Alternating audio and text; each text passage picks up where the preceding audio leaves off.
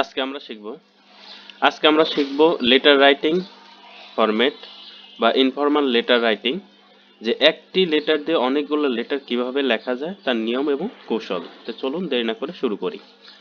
তার আগে একটি কথা বলে রাখি, ঠিক এই রকমই paragraph, formal letter, informal letter, CV, report writing, graph chart, email, application, dialogue, এই 9টি টপিকস এরকমই শর্টকাটে আমাদের এই পিডিএফে দেওয়া আছে। যারা নিতে চান তারা এই নাম্বারে হোয়াটসঅ্যাপের মাধ্যমে যোগাযোগ করে এই পিডিএফটা সংগ্রহ করে নিতে পারেন। পিডিএফ মূল্য যারা ক্লাস 7, 8, 9, 10 এবং ইন্টারমিডিয়েটে পড়েন তাদের কাছ থেকে 20 টাকা রাখবো, আর যারা অন্য ক্লাসগুলোতে পড়েন তাদের কাছ থেকে 40 টাকা। যারা নিতে চান এই নাম্বারে হোয়াটসঅ্যাপের মাধ্যমে যোগাযোগ করে নিয়ে নিতে পারেন। তো চলুন দেখে নেই একটি লেটার দিয়ে অনেকগুলো লেটার লেখার নিয়ম।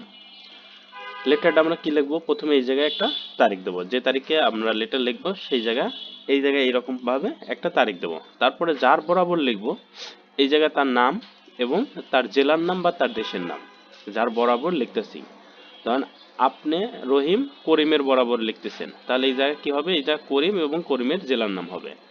এরপরে এই জায়গা মাই ডিয়ার লেখার পর এই জায়গা সাপোজ যার বরাবর লিখতেছেন সে আপনার সম্পর্কে কি হয়। সে যদি আপনার টিচার হয় টিচার, সে যদি আপনার বাবা হয় তাহলে ফাদার, সে যদি আপনার মা হয় মাদার, সে যদি আপনার বোন হয় সিস্টার, সে যদি আপনার ভাই হয় ব্রাদার।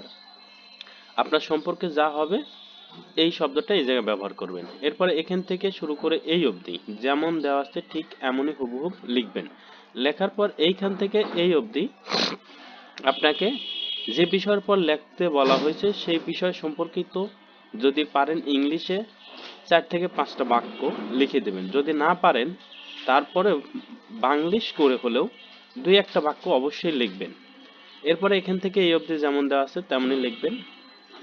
তারপরে ইউর লাভিং এই জায়গায় গিয়ে আপনি কি লিখবেন? আপনি তার সম্পর্কে কি হন। যদি আপনার বাবার বরাবর লেখেন তাহলে তো আপনার বাবার আপনি সন্তান, সেই সম্পর্কে আপনি চিল্ড লিখবেন। যদি আপনি শিক্ষকের বরাবর লেখেন তাহলে এখানে টিচার লিখছেন, এখানে আপনি কি তার সম্পর্কে স্টুডেন্ট, এখানে স্টুডেন্ট লিখবেন। আর এই জায়গায় যদি আপনার ভাইয়ের বরাবর লেখেন তাহলে এই জায়গায় ব্রাদার্স, এই জায়গাও ব্রাদার্স। যদি আপনি ছেলে হন ব্রাদার্স, যদি মেয়ে হন সিস্টার লিখবেন। মানে আপনি তার সম্পর্কে কি লাগেন সেইটা এই জায়গায় লিখবেন। তারপরে এই জায়গায় আপনার নাম লিখবেন। এরপরে এই খামটা এভাবে হুবহুব তুলে দিবেন। এখন কথা হলো যে এই যে এখানে 4 থেকে 5টা বাক্য লেখার কথা বলা হয়েছে কিভাবে লিখবেন। ধরুন যে এই টপিকসগুলোর পর আপনার আসছে যে smoking, drug addiction, student politics, এই টপিকসগুলো মানে সোশ্যাল যে ব্যাড সাইডগুলো আছে, একটা সোশ্যাল ব্যাড সাইডগুলো লেখার ক্ষেত্রে আপনি এই ধরনের শব্দগুলো ব্যবহার করতে পারেন। এখানে যেমন একটা দেওয়া আছে, এখানে জাস্ট যদি আপনার স্মোকিং হয় এখানে স্মোকিং শব্দটা ব্যবহার করবেন, এখানে স্মোকিং শব্দটা ব্যবহার করবেন, এইখানে স্মোকিং শব্দটা ব্যবহার করবেন, এই জায়গায় স্মোকিং শব্দটা ব্যবহার করবেন, এই জায়গায় স্মোকিং শব্দটা ব্যবহার করবেন, এই জায়গায় স্মোকিং শব্দটা ব্যবহার করবেন।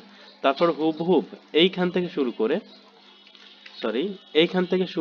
এইখান থেকে এই অবধি শুরু করে মানে শুধু এই জায়গায় নামগুলো বসাবেন। দেন স্টুডেন্ট পলিটিক্স হলে স্টুডেন্ট পলিটিক্স, স্টুডেন্ট পলিটিক্স, যেখানে নেম শব্দটা আছে এখানে সেই student politics, student politics, student politics, student politics, এই শব্দগুলো ব্যবহার করে হুবহুব এখান থেকে এইটুকু আপনি কি করবেন? এই জায়গায় না বসায় দেবেন, হুবহুব করে এইটুকুর মধ্যে বসায় দেবেন, আর কোনো কাজ থাকবে না।